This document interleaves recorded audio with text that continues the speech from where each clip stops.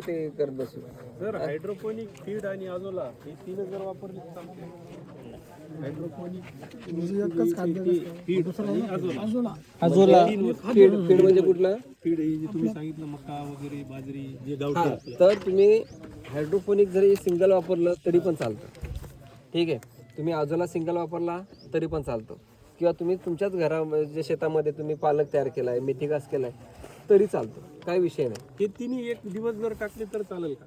एक दिवस ना तुम्ही कंटिन्यू चालू का ना, काही विषय नसतो. भरडा नाही नाही, भरडा टाकायचा ना, भरडा टाकायचा. समजा 4 पार्ट आहेत ना, तर 3 पार्ट तुम्हाला ड्राय टाकायला लागेल, 1 पार्ट तुम्हाला हे टाकायला लागेल. म्हणजे 25 ते 30% तुम्हाला फक्त ग्रीन फोल्डर द्यायला लागतं. म्हणजे याच्यामध्ये हिरो BSF नाही, ब्लॅक सोल्जर फ्लाय, BSF बोलतात त्याला, ब्लॅक सोल्जर फ्लाय. ठीक आहे, त्याला सैनिकी माशी म्हणून ओळखलं जातं. तर ती सैनिकी माशी, तिची सायकल जी असते ती 42 दिवसाची असते.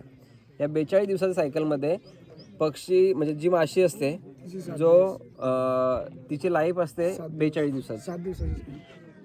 म्हणजे पूर्ण फ्लायची फ्लायची 7 दिवस असते. 7 दिवस असं काय नसतं त्याच्यामध्ये. मला ते रिझन सांगतो काय असतं. 42 दिवसाचा म्हणजे आज जर लार्वा जन्माला आला तर तो 42 दिवसापर्यंत जिवंत राहतो. बरोबर आहे. माशी एकदा त्याच्या मेटिंग झाली की जो मेल असतो तो डेड होतो, म्हणजे मरतो. आणि मेल्यानंतर माशी काय करते, 1, 2 ते 3 ते 5 दिवसानंतर ती अंडी देते, आणि अंडी देऊन झाली की ती सुद्धा मरून जाते. मग मेलेल्या तुम्ही माशा पक्ष्यांना खायला घालू शकता. लार्वे असतात ते पुन्हा तुम्ही कलेक्ट करायचे ब्लेडने वगैरे, चाकूने, आणि ते पुन्हा ठेवून ते पुन्हा तुम्ही हॅच करू शकता. जवळपास एक मादी 500 ते 900 अंडी देते, आणि त्याच्यातून तुम्ही लार्वे तयार करू शकता. साधारण 1 किलो लार्वा जर आणला तुम्ही, म्हणजे छोटे लार्वे समजा, तर 1 किलोपासून साधारण तुम्ही 150 किलोपर्यंत लार्वे तयार करू शकता. पण यासाठी लागणारं जे फीड आहे ते काय आहे, तर चिकन वेस्टेज, मच्छीचं वेस्टेज, आणि हॉटेलचं वेस्टेज, आणि दुसरं असतं ते तुमचं भाजीपाला वेस्टेज. सगळ्यात जास्त खाल्लं जातं, म्हणजे जास्त ज्याची ग्रोथ आहे ती कशामध्ये, तर चिकन वेस्ट आणि फिश वेस्टमध्ये. जर ह्या 2 गोष्टी दिल्या तर लार्वा तुमचा साधारण 1.5 इंचापर्यंत जाऊ शकतो. 1.25 ते 1.5 इंचापर्यंत लार्वा जातो. ठीक आहे, आणि त्या लार्व्यापासून तुमच्याकडे मोठ्या प्रमाणामध्ये पुन्हा प्रोडक्शन होऊ शकतं. पण तुम्ही भाजीपाला टाकला किंवा हॉटेलचं वेस्ट टाकलं तर लार्वाची साईज तुमची 1.5 इंच किंवा 1 इंचापर्यंत राहते.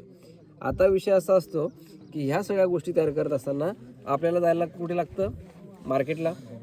मग मार्केटला गेल्यावर तुम्ही काय आणता तिकडून, तर रोग घेऊन येत आहे, भाजीपाला, चिकन वेस्टेज, फिश वेस्टेज. आणल्यानंतर कुठे ठेवता तुम्ही, फार्मवर ठेवताय. बरोबर आहे. मग हे काय आहे, एक प्रकारची बायोसिक्युरिटीच्या हिशोबाने पूर्ण काय आहे, रिस्क आहे. त्याच्यामुळं काय केलं जातं, तर ह्या रिस्क घेणं आपल्याला टाळणं गरजेचं आहे. BSF चांगलं आहे, पण BSFच्या ठिकाणी जर तुम्ही पेंड दिली, म्हणजे खळ बोलतो आपण त्याला, तर खळ दिली तर तेवढंच त्याला तुम्हाला मात्रा त्यातली येऊन जाते प्रोटीनची जेवढी लागते. आणि दुसरी गोष्ट का, आपला जो लाईव्ह स्टॉक आहे त्याला भीती कमी राहते, समजलं. कारण BSF तुम्ही मार्केटला जावं लागणार तुम्हाला ते आणण्यासाठी. आणल्यानंतर तुम्हाला फार्ममध्येच आणून ठेवायचं, स्टोअर करायचं. त्याच्यामुळे एक ना एक दिवस तुमच्याकडे 100% व्हायरल डिसीज येणार आणि तुमचा फार्म येऊ शकता.